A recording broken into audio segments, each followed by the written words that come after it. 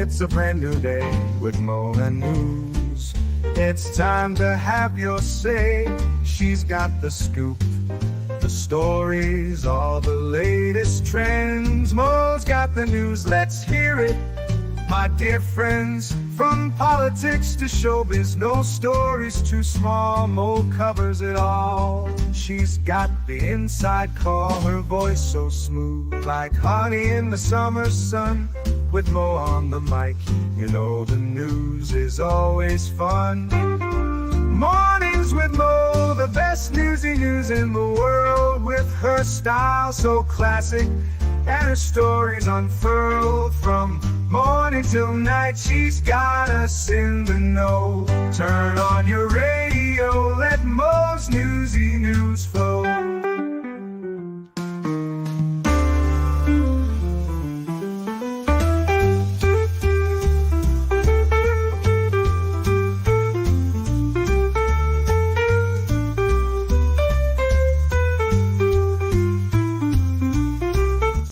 Good morning, everyone. It is Sarah Boone Day, and I am here. Silky shirt, good hair, Detective Good Hair. I may have gotten a cupcake, not gonna lie. Welcome, Wolfram, and thank you for doing all of your Modly Mod stuff. Good morning, Boomer. And Michelle Smith, AU. Welcome from Australia, Tammy.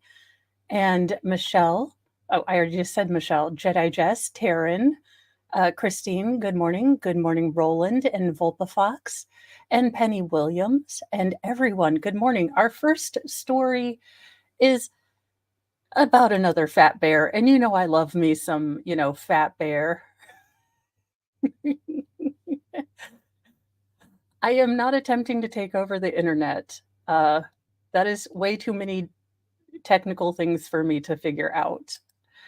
But an obscenely fat bear has been spotted in Colorado. This one takes the cake. It probably also ate the cake. Now, we do not body shame.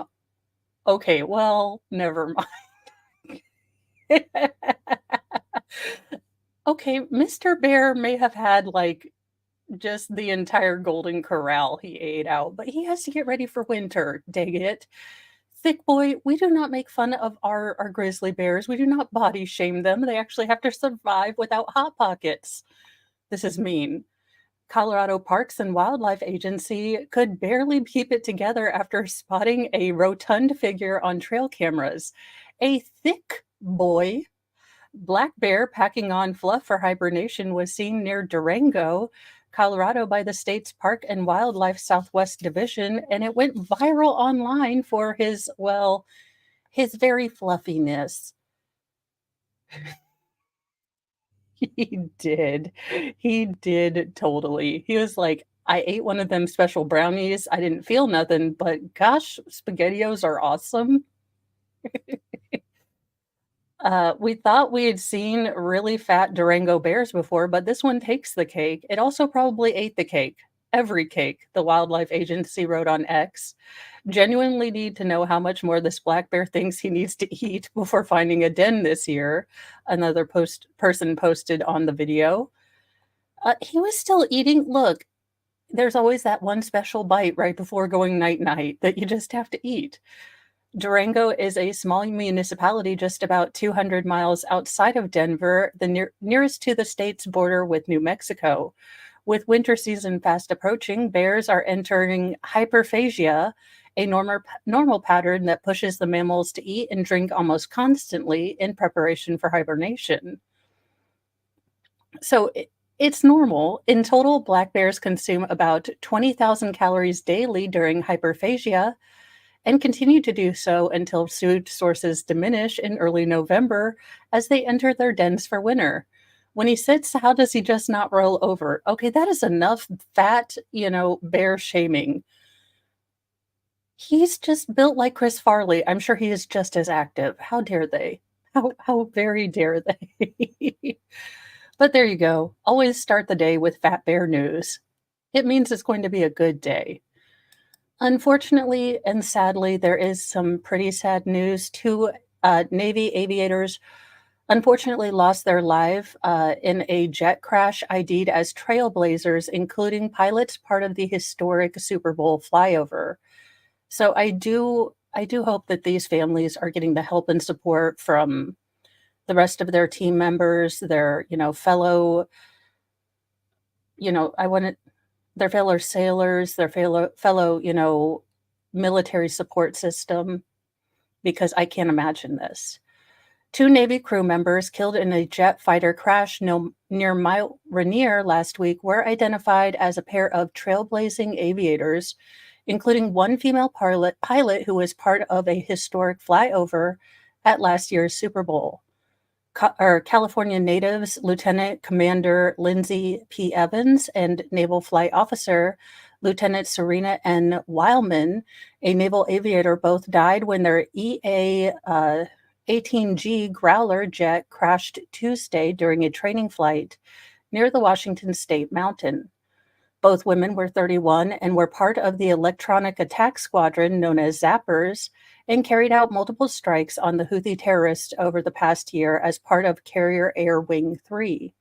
The pair were declared dead on Sunday after an aerial crew spotted wreckage at about 6,000 feet in a remote, steep, and heavily wooded area. It's with a heavy heart that we share the loss of two beloved Zappers, said Timothy Warburton, commanding officer of the Electronic Attack Squadron 130. Our priority right now is taking care of the families of our fallen aviators and ensuring the well-being of our sailors and the Growler community. We are grateful for the ongoing teamwork to safely recover the deceased. Evans was part of a historic moment when she participated in the first ever all-female flyover at a Super Bowl to commemorate women flying in the Navy for 50 years. During her 2023-2024 deployment that lasted 9 months, she also coordinated and carried out multiple airstrikes on Houthi-controlled areas in Yemen, the Defense Visual Information Distribution Services said. Weilman, who joined the Navy in 2018, also planned and flew multiple strikes against the Houthis in Yemen during her 2023 and 24 deployment. Both Weilman and Evans were among a small group of women to fly combat missions over land, officials said. Each notched accolades due to successful missions. Weilman also earned the National Defense Service Medal, Navy Unit Commendation Medal, and a Combat Action Ribbon. I've personally flown with both of these great Americans in both training and dynamic combat operations. They always perform professionally and precisely, Captain Marvin Scott, commander of the CVW-3, said in a statement. As true leaders in the Growler community, VAQ-30 or 130, and across my air wing, their contributions cannot be overstated, and I could not be more proud to have served with each of them. The cause of the crash is still under investigation. My guess is they're going to take a lot of time to look at the black boxes, the instrumentations, and things like that. So hopefully they can get some answers and stop this from happening again. Well, Canada, you're breaking some records. I can barely walk with my cat standing right in front of me. I can't imagine trying to walk 38 dogs, but a Canadian man did it. He walked 38 dogs at once to break a world record. You are never getting all them leashes untangled. That's just never going to happen. A canine-loving Canadian broke a Guinness World Record by taking 38 dogs on a single walk for over half a mile. Mitchell Rudy led a pack of 38 leashed pooches on a 0.6-mile walk to break the Guinness World Record for the most dogs walked simultaneously by an individual. The previous record had been 36 dogs in Gosan, South Korea. The dogs participating in Rudy's attempts were provided by the Korean Canine Rescue Center. All the dogs, some of whom are from the puppy mill industry and some of them are former meat harvesting areas, Rudy told Guinness World Records. These dogs have been rescued by KK9R, but there are other agencies inside Korea. There's a lot of stigma about rescues. They're great animals and they deserve a good home. Okay, so he's doing this for a good home. I mean, I could see that. I can see that now. Still, I have a very tenuous, relationship with gravity already, so I'm not going to add 28 dogs going 18 different directions in an attempt to, go to the ER. In a story that I will be keeping you guys kind of updated on, of course, I just deleted it because I am a professional. Yesterday, unfortunately, in the Delphi case, it was the day for the jurors to see the unfortunate crime scene photos and, really look at the very graphic and brutal nature of this crime. And thank you so much, Kiki K, for joining. Yeah, I have two different hats. I don't know which one I'll use, but we need to have a hat of truth. Gasps and tears as graphic images of Abby and Libby were shown to jurors at the Delphi trial. For more than 7 years, the public had only heard of the existence of graphic images showing the bodies of Abigail, Abby Williams, and Liberty, Libby German, two Delphi teenagers who were kidnapped and brutally slain in 2017. On Monday, the third day of testimony in the trial of Richard Allen, prosecutors for the first time showed the gruesome images that have haunted even veteran police investigators. The trial resumed with testimony from law enforcement officers who were among the first to see Abby and Libby bloodied with their throats slit. I mean, there is no churching up this scene. It is awful. It is horrible. And I've heard that people have seen these photos. I never want to see them.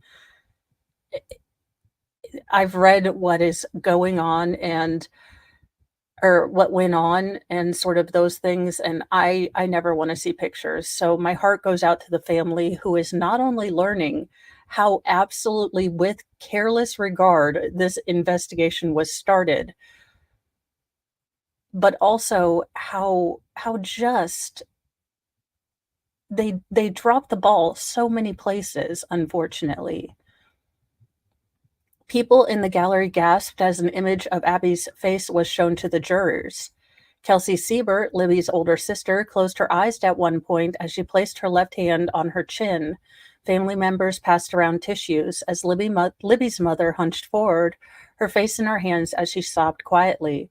One juror, an older man with glasses, placed his hand over his mouth, his face red, as Abby's image was displayed. Alan, is in civilian clothes. And again, as much as I, put this out there as a reality for Sarah Boone, it's a reality for Richard Allen. If you cry looking at these photos, then people think you're trying to get sympathy or you're not genuine. If you do nothing, then you're a cold-hearted monster. And there really is no good way for either of them to behave when these autopsy photos are coming in. Now, this is deeply controversial. I won't get into a whole lot here, but this has cost Carroll County, this entire trial, this investigation, all of it, $4.3 million, roughly $200 for every resident that is in this courtroom. Libby was completely nude. Her left hand was extended over her head while her right hand was at her side. I'm not going to go into this. They do go into this a bit in the Franks trial, or the Franks motion. I did read all of that out. Suffice it to say, this was a horrific scene. And I can imagine that even veteran, seasoned people were probably very disturbed. And I hope that my case, when I did jury duty, didn't involve anything crazy, but I do hope that counseling or therapy or just something is offered to these jurors for having to see these things. In a more lighthearted but story, a Greek man was convicted of causing a disturbance by entering neighbors' properties to smell their shoes. Do what now? I don't know if this levels up to Snake Island, but I'm willing to hear any cases. I am willing for the jurors to come up, for you guys to come up and tell me this equals Snake Island treatment, because why are you sniffing people's shoes? What is going on here? Is it, what in the what? A judge in northern Greece on Thursday imposed a suspended 1-month prison sentence on a man convicted of disturbing his neighbors by repeatedly sneaking onto their properties to smell their shoes. Okie dokie. The 28-year-old Greek man told the Thessaloniki court that he was unable to explain his behavior, which he said caused him great embarrassment. Yeah, you should be embarrassed. Smell your own funky shoes.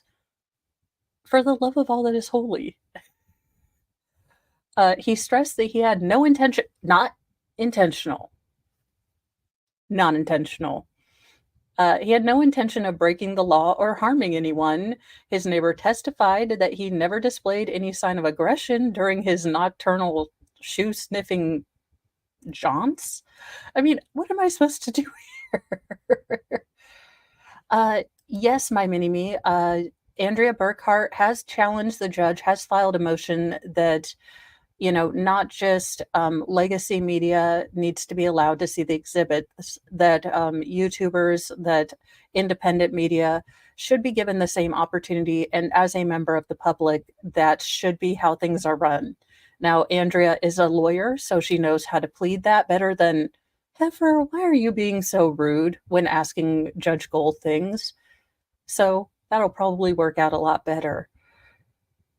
The man was arrested before dawn on October 8th in the small town of Sindonos, about 15 kilometers west of Thessaloniki. Police were called after a neighbor found the defendant on his front yard sniffing his family's shoes, which had been left outdoors to air. The court heard that there had been at least 3 similar incidents in the past 6 months, despite neighbors having asked the defendant's family to try to get him to stop. The man was ordered to attend therapy sessions. Yeah, I'm going to need some answers. I'm going to need some sort. Again, you have your own funky shoes, mister. Ew. Just, no. Why? Well, that escalated quickly. A former American Idol singer was arrested on child grossness charges. Snake Island, we have your first contestant, an all-paid trip. Now, this is the guy that I really did not like, Katy Perry. He was, uber Christian or pretending to be, given what we know he put on his phone. But he's like, I'm saving my first kiss for marriage. And Katy Perry leaned all over with her just boobs, just hanging all out. And then she snuck in and stole a kiss. What a gross thing to do. Again, if a dude had done that to a woman, it would have been on like Donkey Kong, but she's just Katy Perry and she's cute and she doesn't have to take accountability for not listening to someone else's, desires.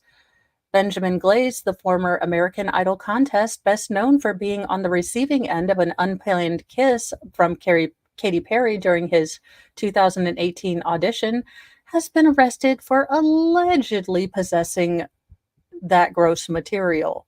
Now, according to Tulsa Police Department, Glaze was allegedly discovered to be in possession of child grossness in April 2024 after the Tulsa Police Sexual Predator Digital Evidence Recovery Unit, the SPIDER unit, received a tip about alleged criminal activity by the 26-year-old.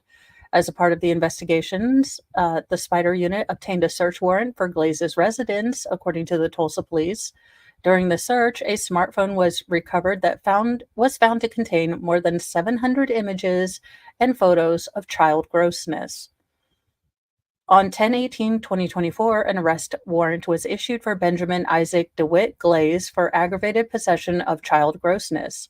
Glaze was located and arrested on the afternoon of, the 18th by the SPIDER unit and booked into the Tulsa County Jail for his warrant. A representative for the Tulsa Police Department did not immediately respond for comment. In 2018, Glaze, who was 19 at the time of his Idol, yeah, I kind of went over the whole kiss skate, but I'm ew and just ew. Yeah, I'm not a fan of Katy Perry, but I mean, people can like her. I'm not. I'm not your mom. I'm not going to tell you who not to, hang out with. But it was really gross to me that she kind of overstepped her personal boundaries there, but he sounds like he's kind of dumpster water humanity person, so I feel like they're both gross. And then a good story about Milton, or at least a goodish story. As Milton delivered punishing winds and high water, dozens of Florida moms delivered babies during the hurricane. Thousands of Floridans, do they have a picture? Some, yes, they do. As thousands of Floridians hunkered down at home in evacuation, not excavation, evacuation shelters last week as Hurricane Milton slammed into the Florida West Coast, uh, and unleashed deadly tornadoes, power outage, and floodings en masse. Dozens of mothers across the state gave birth, sometimes some of them in under ideal circumstances. In Polk County, sheriff's deputies helped a mother-to-be get to the hospital just in time after she went into labor in the middle of the night as Milton raged on. Ambulances could not transport residents or due to high winds, so deputies drove the expecting parents, Zena and Javier, to the hospital in a patrol car, according to a social media post. Further west, a Pinellas County shelter was set up for hurricane evacuees and welcomed a newborn mid-storm. Our shelter staff helped with the delivery, said Emergency Management Director Kathy Perkins. Just beautiful to see that new life in the middle of all this destruction. CNN spoke with 3 mothers who gave birth for the first time while Milton impacted the state, and these are their stories. Madeline Furness could see heavy rain unleashed by Hurricane Milton from her hospital window. She knew she had to focus on the birth of her first child. As things got more serious and it looked like the storm was going to go straight through the state, we started getting more nervous. A few hours before Milton made landfall, Furness and her husband Grant drove to the Advent Health Waterman Hospital in Tavares, about 35 miles northwest of Orlando, because their doctors were concerned that she could go into labor.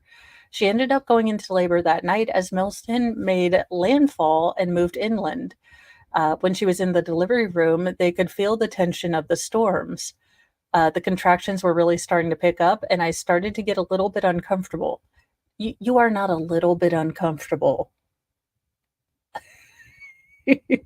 when you are having contractions. Those things hurt like a son of a gun. I love it how some women are like, it was a little pressure. I mean, women have been doing this for years. Heck no, I wanted a twilight birth with all of my children. Like, wake me up once the child is out. After 12 hours of labor, Furness gave birth to her daughter Charlotte, one of 67 babies delivered at Florida's Advent hospitals during Milton.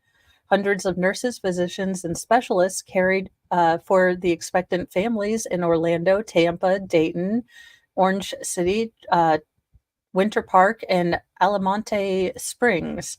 Advent Health said in a news release, nearly half of the babies born across the 14 Advent hospitals were in the Tampa area, according to the hospital system. Dr. Maymay Rogers, who helped deliver Furness's daughter, said to CNN that the hospitals made staffing changes to prepare for the storm and try to find ways to make patients feel less like they were in a catastrophic situation. You know, I love it. I love that, all of these babies, all of these miracles, happened when things looked so bleak. Life is kind of a balancing act. It really is. Good things happen, bad things happen, and sometimes they can happen right at the same time. And I really love that, it does seem like there's always a new hope around the corner. And we get to see these beautiful babies who got to be born, sometimes in hospitals, sometimes, in emergency shelters. But it is nice to have a little bit of hope mixed in there because sometimes we need it, y'all.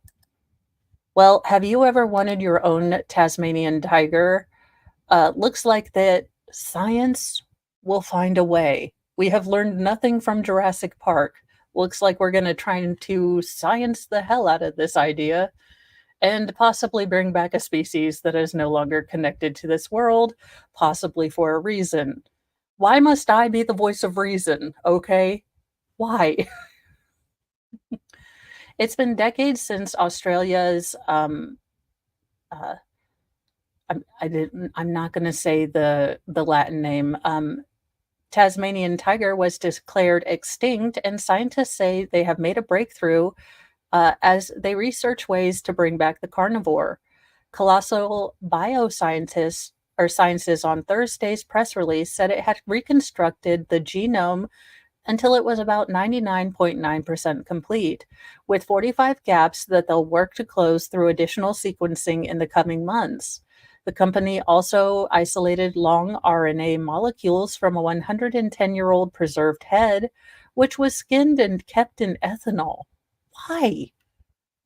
For why? These samples used by our research team for reference genome are among the best preserved ancient specimens my team has worked with, said Beth Shapiro, Colossal's chief science officer and the director of the UCSC Paleogenomics lab, where the samples were processed. It's rare to have a sample that allows you to push the envelope in ancient DNA methods to such an extent.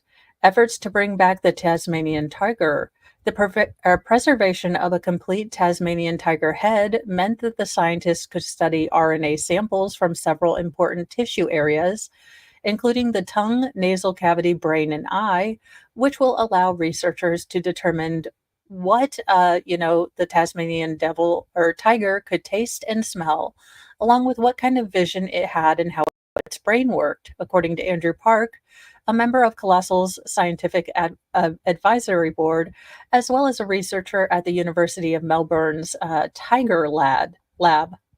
We're getting closer every day to being able to place the Tasmanian tiger back in the ecosystem, which of course is a major conservation benefit as well. Okie dokie. This does not. We've had 4 freaking movies about this, people. Sometimes Hollywood may be right. Maybe we shouldn't bring back, extinct animals. Maybe the flora and the fauna has changed and we are setting them up for failure. Or maybe we could play God and, go do stuff with CRISPR. I mean, I'm just saying. I'm with Dr. Ian over here, like, life finds a way. And I want to be nowhere near it when life finds a way. Let's see here. Pask, speaking with 60 Minutes earlier this year, said researchers were working with the closest living relative of the Tasmanian tiger, a small marsupial called the fat-tailed dunnart, as a way to bring the animal back. But that little dunnart is a ferocious carnivore, so even though it's very, very small, it would be a very good surrogate for us to be able to do all the editing in. Scientists have been comparing the DNA of the dunnart to, the Tasmanian tiger, and from there, it would be a matter of going in and editing the DNA to turn a fat-tailed dunnart cell into a Tasmanian tiger cell. Now, Colossal Biosciences on Thursday said it had edited more than 300 unique genetic changes into a dunnart cell, making it the most edited animal cell to date. We are really pushing forward the frontier of de-extinction technologies, from innovative ways to finding regions of a genome, driving evolution to novel methods to determine gene function. We're the best place ever to rebuild this species using the most thorough genome resources and the best informed experiments to determine the function. CRISPR, it's how they edit genes. I don't know how it works. It involves math. I only know like the infographics level of it. But somehow they use it. They use math and chemicals to take out genes and put in new ones. This seems like how we get mutant rabies, weird mutation animals just running Australia to me. Look, you already have, kangaroo, which I still contend are mutant deer on steroids. So I say we don't let anything else mutate in Australia, but I don't live in Australia. If you want to do it, Australia, you do you. Efforts in aiding the revival of the Tasmanian tiger are not confined to Australia. Last year, scientists recovered and resequenced RNA from a 130-year-old Tasmanian tiger specimen preserved at room temperature in Sweden's Museum of Natural History. The Tasmanian tiger died off, it looks like, because of bounties to hunters presenting carcasses of Tasmanian tigers because the animals had been eating farmers' sheep. By the mid 1930s, the Tasmanian tiger population had dwindled to a single Tasmanian tiger at the Beaumaris Zoo in Hobart, Tasmania's capital, and it died there in 1936.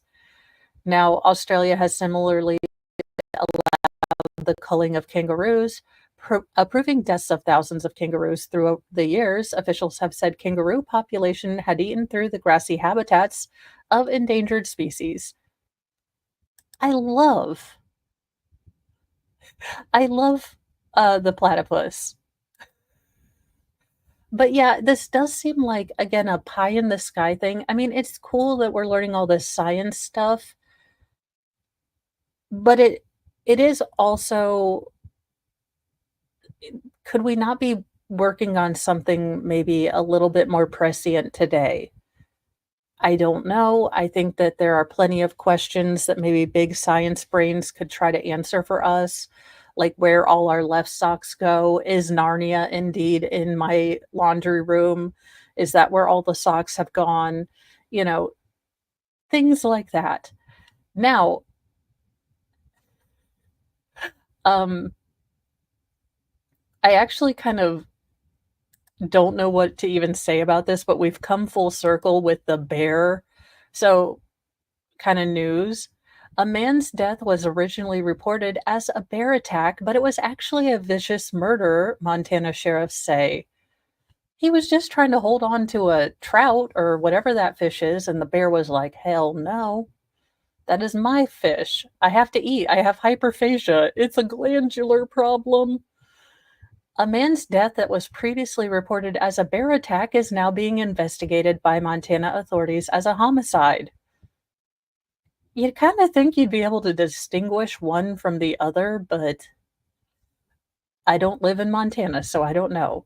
On October 12th, the body of 35-year-old Dustin Kirschjum of Belgrade was discovered inside a tent in the wilderness north of Big Sky in Galton County. According to Galton County Sheriff's Office, a caller found the grisly scene of his death and initially believed that the man had been a victim of a bear attack.